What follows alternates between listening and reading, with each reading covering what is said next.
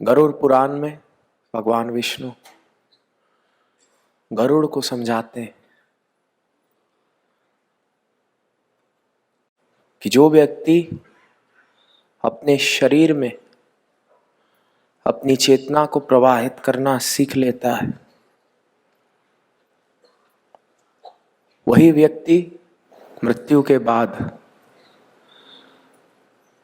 विभिन्न लोकों में प्रवेश करने की ताकत रखता है और अंत में वैकुंठ को प्राप्त करने की क्षमता रखता है।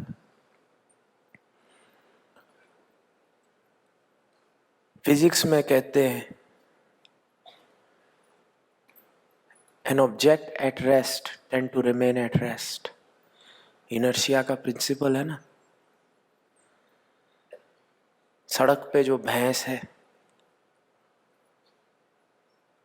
वो सड़क पे बैठ के जुगाली करती रहेगी जब तक कोई डंडा नहीं मारेगा।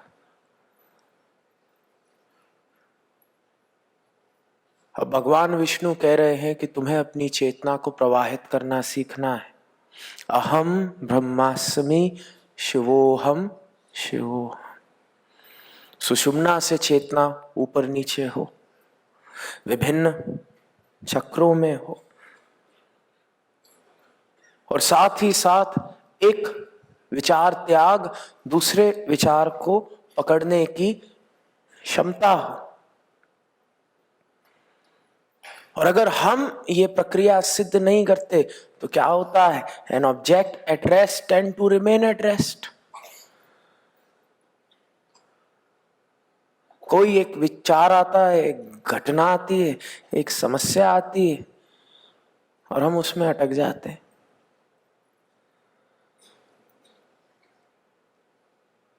अब जो इनिशियल हमें ओवरकम करना है,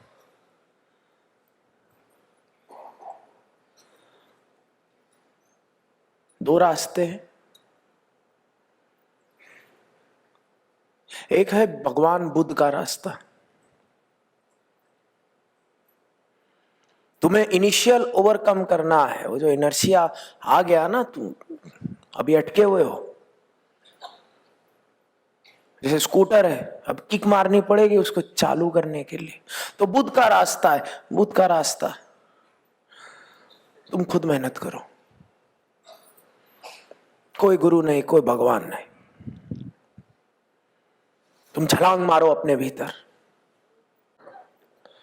मैं और आप अर्जुन जैसे लोग हैं।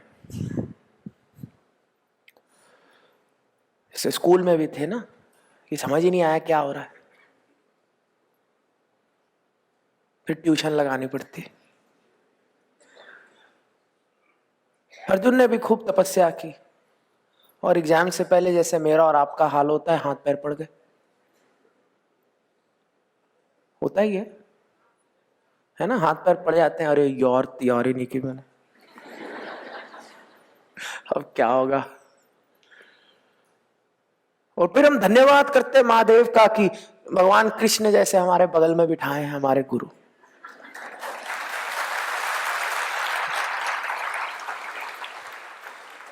भाई थोड़े नोट्स दिखा दे भाई, हमसे अकेले नहीं होएगा। मेरा और आपका भी अर्जुन वाला हाल है। पढ़ लिख के ट्यूशन चाहिए हमें। वो कितना शास्त्र कर लेंगे, रट लिया आपने।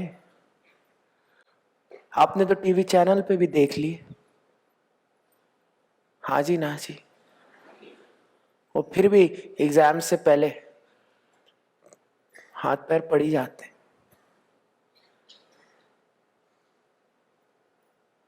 क्योंकि तुम्हें सिखाया था फाइट और फ्लाइट। तुम्हें फ्रीज के बारे में तो किसी ने बताया ही नहीं। फाइट और फ्लाइट बहुत कम होती है प्यारे, या तो लड़ो या भाग जाओ। 99% क्या होता है? तुम हक्के बक्के रह जाते हो। फ्रीज का मतलब है हम अटक गए, सिस्टम एरर आ गया, एक बंद आ गया, एक ब्लॉक। पुराने जमाने में था ना विंडोज का कंप्यूटर, सारे डेस्कटॉप अगर तुम सेलेक्ट करके खोल देते हो, सारे वो आइकन्स जो होते थे डेस्कटॉप पे, कंप्यूटर फ्रीज कर जाता था, फिर चल ही नहीं रहा। फिर तुम बटन दबा रहे हो, चल ही नहीं रहा, फिर बटन दबा रहे हो, चल ही नहीं रहा, फिर तुम करते हो alt control delete, force shut down. और तुम्हारे साथ महादेव ने कितनी बार किया है? Alt control delete force shut down. कि महादेव ने भी 10-10 साल बटन दबाए तुम्हारे सर के ऊपर कि भैया कुछ हो ही नहीं रहा, नॉन रिस्पॉन्सिव है भैया, नॉन रिस्पॉन्सिव। कितनी बार इसकी कुंडलिनी जगाए, कितनी बार इसके जीवन में चमत्कार लाए, और न जाने कितनी बार तुम शट डाउन हुए हो। जब मैं पहली बार बाबा जी से प्रति प्रसव की दीक्षा ले रहा था, वो बहुत ट्रॉमा निकला बाहर। तब रहा हूंगा 13-14 साल का। और क्या ट्रॉमा निकला कि जब मैं छोटा था, कोई एक औरत ने मेरे को एक गाड़ी दी, रिमोट कंट्रोल वाली। और बहुत बड़ी चीज होती है रिमोट कंट्रोल वाली गाड़ी उस समय। तो यार उस साधक ने देखा कि छोटा बच्चा है बेचारा बाबा जी के आसपास, कोई खिलौना नहीं, उसने मुझे एक गाड़ी दी रिमोट कंट्रोल वाली। मैं बहुत खुश, मैं चला रहा हूँ, इतने में ये आए बाबा जी हमारे, टिंग टिंग टिंग टिंग टिंग टिंग। देखा कि मैं खेल रहा हूँ, मुझे देख रहे थे, मैं थोड़ा सक पकाया, ये काहे खड़े हैं यहाँ पे। बाबा जी 2 मिनट से ज्यादा मेरे सामने खड़े हो जाते थे, तो थोड़ा स्ट्रेस किया कि पूरी दुनिया छोड़ के यहाँ खड़े हैं, अब कुछ बोलेंगे। क्योंकि बाबा जी बेवजह कुछ करने वाले आदमी है नहीं। और फिर इतने में एक गरीब बच्चा आया, मुझे देखा और कहा बेटा अपनी गाड़ी इसे दे दो। मैं बड़ा सक पकाया कि भैया अभी मिली, तुमने तो दी भी नहीं।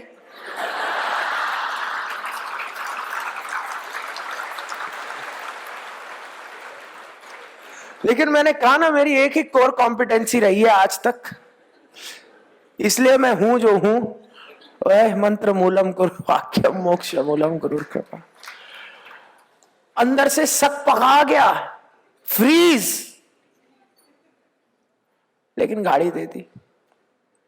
आंसू निकला होगा, आंसू छोड़ो, आंखों से पसीना आया होगा उस दिन गर्मी के मारे, लेकिन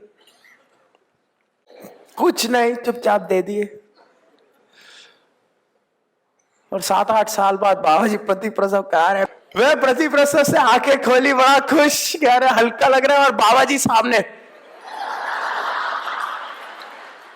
एक तो तुझे सब कुछ सिखाया, तुझे दान करना सिखाया, और तुम मुझी पे। फिर मैंने कहा चलो अब तुमने प्रति प्रसव सिखाई, अब मैं तुम्हारी करता हूं।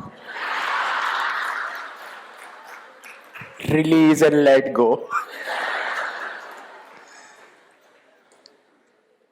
लेकिन है, अब 14 साल की उम्र हो गई है,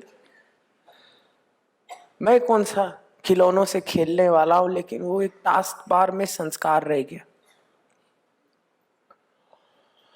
और न जाने कब वो संस्कार किस स्वरूप में आएगा, और वही जो सारे संस्कार है वो रुकावट बन जाते हैं। और जितनी वो रुकावट बन जाते हैं, फिर तुम चाहते हो कि कहीं से कहीं पहुंचो, चाहे अपने विचारों में, चाहे तुम्हारी चेतना, चाहे तुम्हारा मन, फिर वो बह नहीं सकता। और ऐसे में एक बुद्ध का रास्ता है कि सब कुछ छोड़ छाड़ के तुम बैठ जाओ, और एक एक कर्म, एक एक कंकड़ जो लैंडस्लाइड तुमने कर्मों की बनाई है, उसको हटाओ। वो रास्ता कठिन है, कुछ लोगों के लिए सही है, मैं बुरा नहीं कह रहा उसको, कुछ लोगों के लिए बहुत अच्छा है।